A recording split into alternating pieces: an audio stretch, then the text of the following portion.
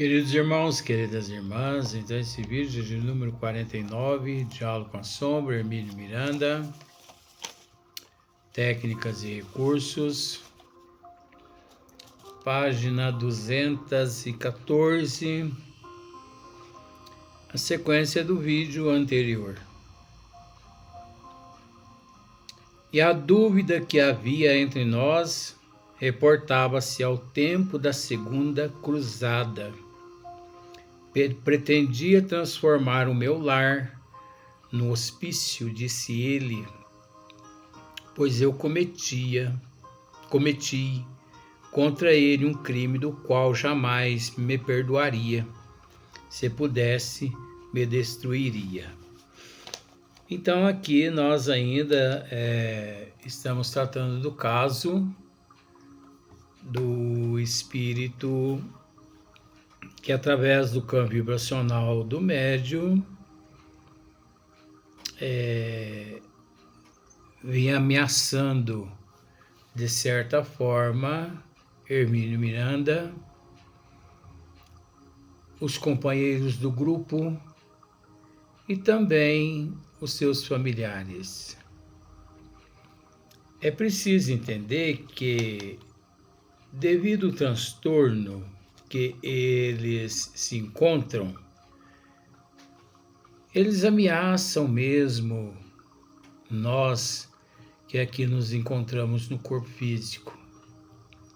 São técnicas que eles possuem, então eles nos ameaçam, e a partir do momento que nos sentimos ameaçados e que baixamos o nosso padrão vibratório, aí pode ter certeza-se de que eles conseguem, de fato, aquilo que eles carregam, aquilo que eles têm em mente. Por isso não há necessidade de temer.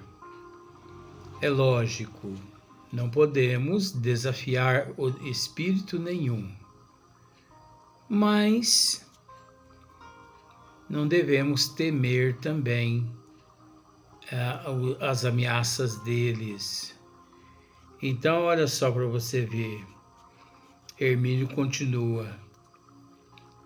Em suma, deixa cair os véus com os quais tentou de início cobrir as razões de sua presença entre nós. Veio para isso mesmo, mas relutou o quanto lhe foi possível, pois sabia muito bem que, chegados ao cerne do problema, estaríamos em melhor posição para o ajudar a resolvê-lo. No fundo, ele estava mesmo, era cansado de sofrer, porque a vingança e a perseguição tanto sacrifica o perseguido quanto o perseguidor. É a pura realidade, porque olha só para você ver. A vingança e a perseguição tanto sacrifica o perseguido quanto o perseguidor. Essa é a pura realidade. A vingança, né? E a perseguição tanto sacrifica. Ambos são sacrificados. Ambos são torturados. Então não pensemos que os obsessores, eles sofrem mais ou sofrem menos que nós que nos encontramos no corpo físico, que não. Porque tanto faz a vingança, né? O perseguido, o perseguidor, tanto faz. Tanto um quanto o outro sofre as mesmas consequências. Por isso que o antídoto é a oração. O antídoto é a mudança, a reforma, a transformação de hábitos e por aí em diante. Não quero com isso dizer que mudança de hábito, transformação de atitude, isso tudo, não quero dizer que isso a pessoa que pratica, ela não sofre.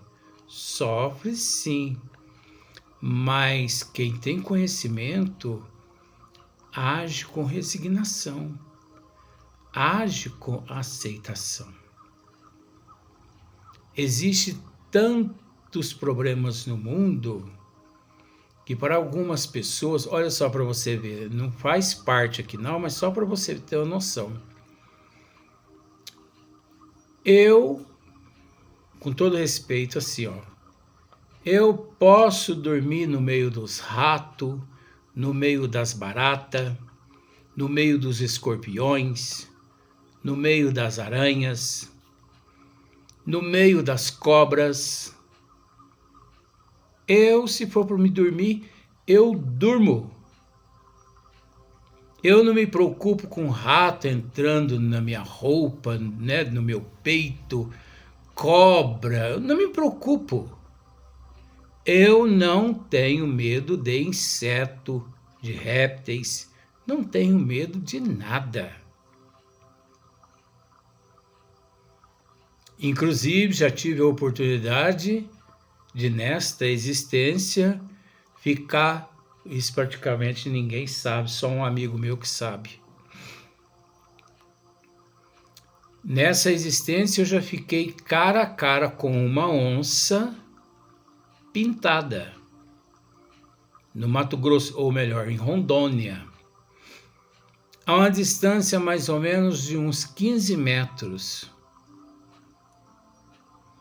Mas aí você pode me perguntar, mas você tinha alguém ali para te orientar a se defender dela?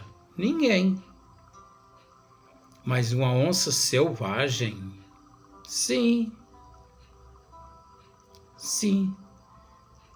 Eu apenas me comportei de uma forma, não demonstrei medo, fiquei parado, ela olhou para mim, levantou a cabeça, cheirou o ar, cheirou, selvagem, e foi embora. Aí você me pergunta, e você, como se comportou? Natural. Como se eu tivesse acabado de ver um gatinho.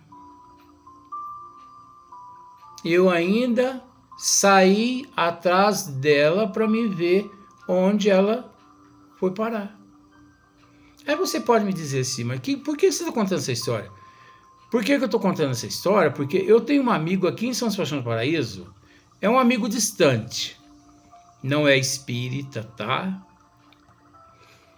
Que ele desmaia, eu não estou mentindo, eu não uso isso aqui para mentir. Ele desmaia quando ele vê barata dentro da casa dele. A mulher dele passa um aperto danado com ele, porque ele já desmaiou várias vezes nessa existência, já bateu a cabeça várias vezes nas paredes. Um Deus nos acuda. E para você ver como são as coisas. E ele não tem medo de rato. Mas ver barata, ele desmaia. Então, olha só para você ver como que são as coisas. Então, para algumas pessoas, aí você pode me dizer, mas esse cara é muito mole. Não é não. Não é não. Cada um é cada um no processo evolutivo. Nós temos que procurar entender isso e respeitar uns aos outros. Então, o que para mim não é nada, não significa nada, para outra pessoa, 1 milímetro já desmorona a pessoa.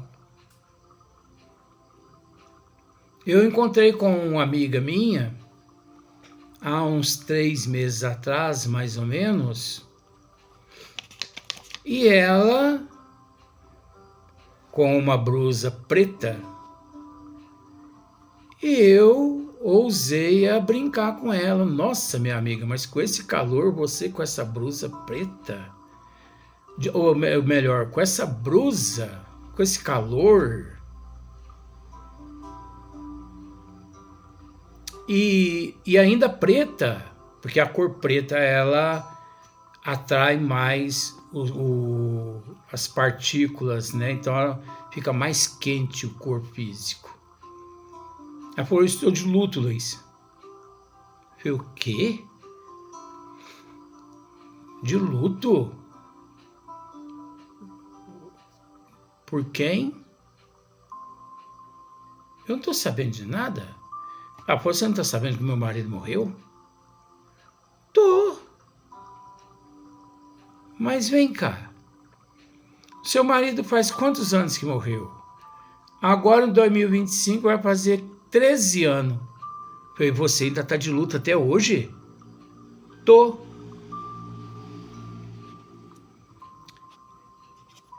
Minha amiga, a falta de conhecimento, eu disse isso a ela, a falta de conhecimento é o maior sofrimento na nossa existência. Se você tivesse um pouquinho de conhecimento dos desígnios de Deus, você não teria sofrido esses anos todos. Para quê? Por que luto se a alma é eterna ou imortal?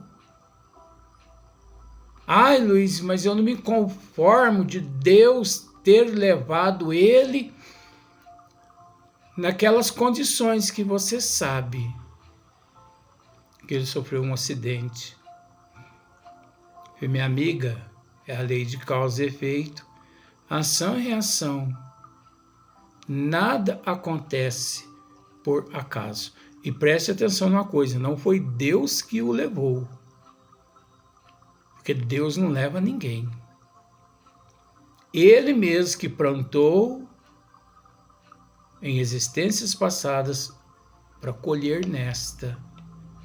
E outra, você, toda a tua família, na época fez parte e continua fazendo parte do processo da prova dele, porque a prova e a expiação não é só do espírito que retorna à pátria espiritual, e sim também de todos os familiares que ficam no plano físico.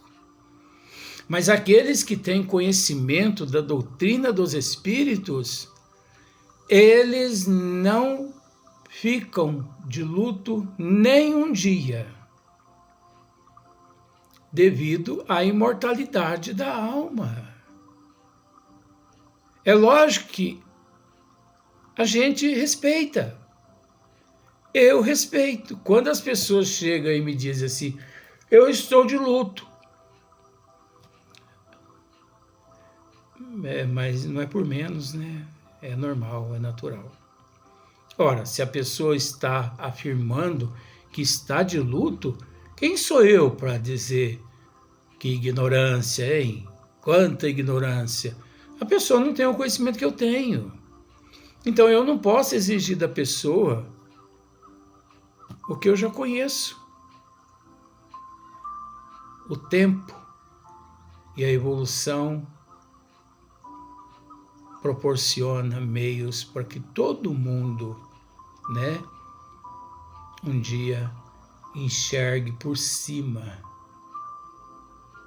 Então essa amiga minha, 13 anos de luto. Meu Jesus amado, quanto sofrimento. Então as pessoas que não têm conhecimento dos desígnios de Deus, para eles, de fato, existe a morte. Morreu, acabou. né? Morrendo se acaba. Nunca mais você verá aquele espírito, aquela alma, diferente para o espírita, né? Então, é o mesmo caso aqui. Hermínio Miranda, ele teve um probleminha com esse nosso irmão aqui, lá na época das cruzadas, 1200 e pouco. E esse irmão perseguia Hermínio Miranda e a família de Hermínio Miranda até aquele momento que ele se manifestou através do campo vibracional de um médium. Então, veja bem, por isso que Hermínio Miranda diz aqui assim, ó, no fundo ele estava mesmo, era cansado de sofrer, porque a vingança e a perseguição tanto sacrificam o perseguido quanto o perseguidor. Não é fácil. Continuando. Em outro caso, depois de muito debatermos as questões suscitadas entre nós, ele deixou escapar o fragmento de uma palavra reveladora. Isso aqui já é num outro caso. A certa altura do diálogo, lembro a ele a inesquecível palavra de Gamaliel perante o Sinédrio.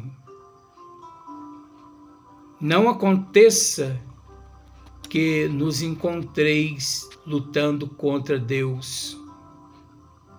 Percebi que a citação o atingiu mais profundamente do que ele talvez desejasse. Resmungou que nada tinha com Gamaliel, mas evidentemente estava envolvido no doloroso processo da cruz e disse: eu era um sol. Quer dizer, ele ia dizer, eu era um soldado. Só que ele se arrepende. Ele diz assim, eu era um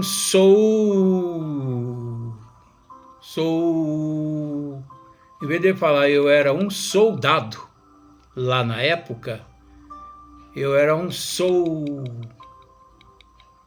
arrependeu de dizer que era soldado. Estacou subitamente e comentou consigo mesmo, veja o que eu ia dizendo. Veja o que eu ia dizendo. Sempre fui um soldado. Na verdade, olha só para você ver a inteligência desse espírito. Eu era um Não, ele não admitiu. Ele não era um soldado.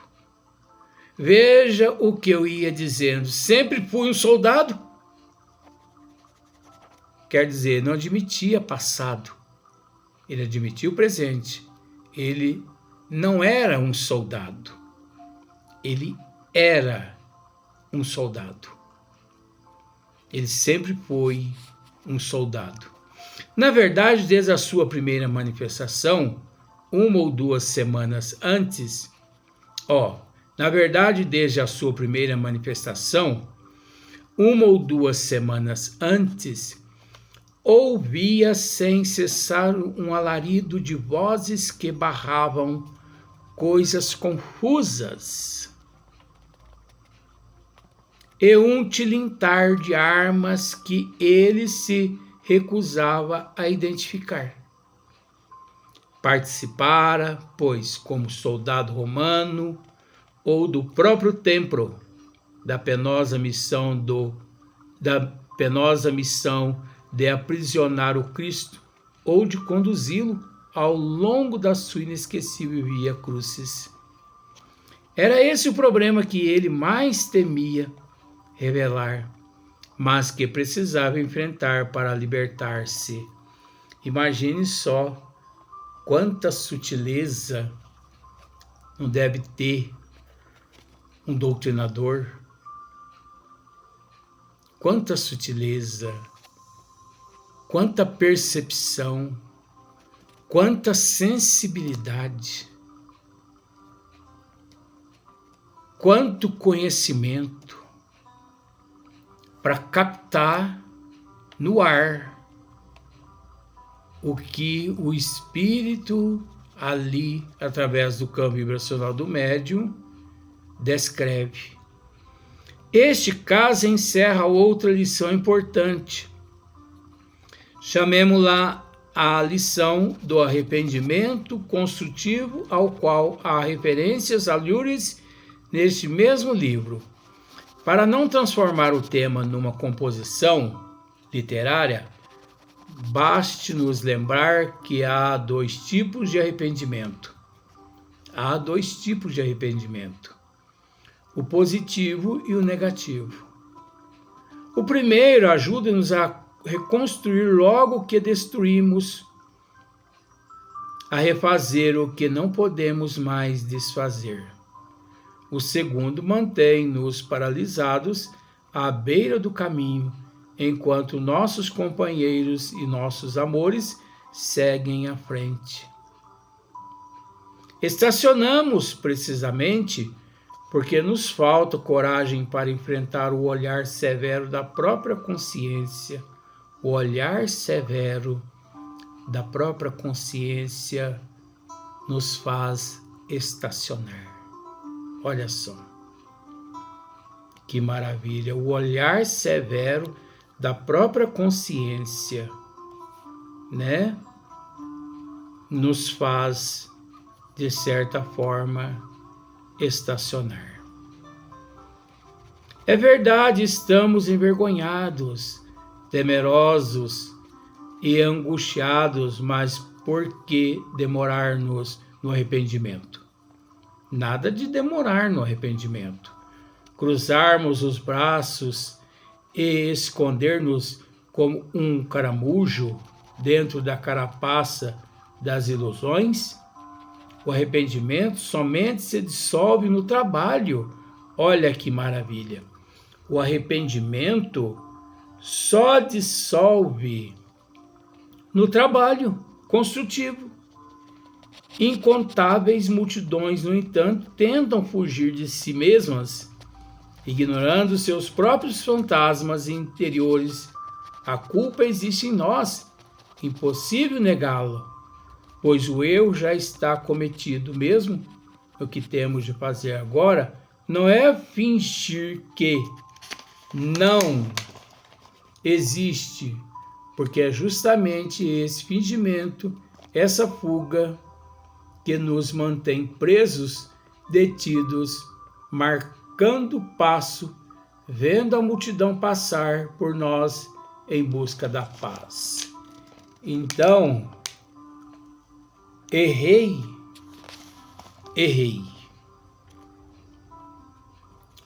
O primeiro ato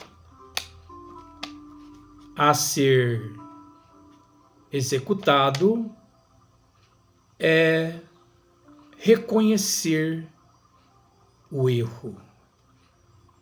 O segundo é pedir perdão. O terceiro é reparar o erro cometido, o erro praticado. Nada desse negócio de ficar ali com aquele remorso, ai meu Deus do céu, remorso, penitência, terço todo dia, toda hora. Você entendeu? Nada de ficar lá, senta, levanta, levanta, senta, senta, levanta, levanta, senta, porque isso não resolve nada. Errou? Errei. Você reconhece que errou? Reconheço. Então pede perdão. Me perdoe. O terceiro, me dê a oportunidade de reparar. Agora a gente sabe, conforme já dissemos em outros vídeos, que esse pedir perdão e também o reparar, a reparação, são questões muito complexas, principalmente no nível que nós nos encontramos. Então, creio que quem já assistiu os vídeos lá atrás entende o que eu estou dizendo nesse exato momento. Vamos para o próximo vídeo.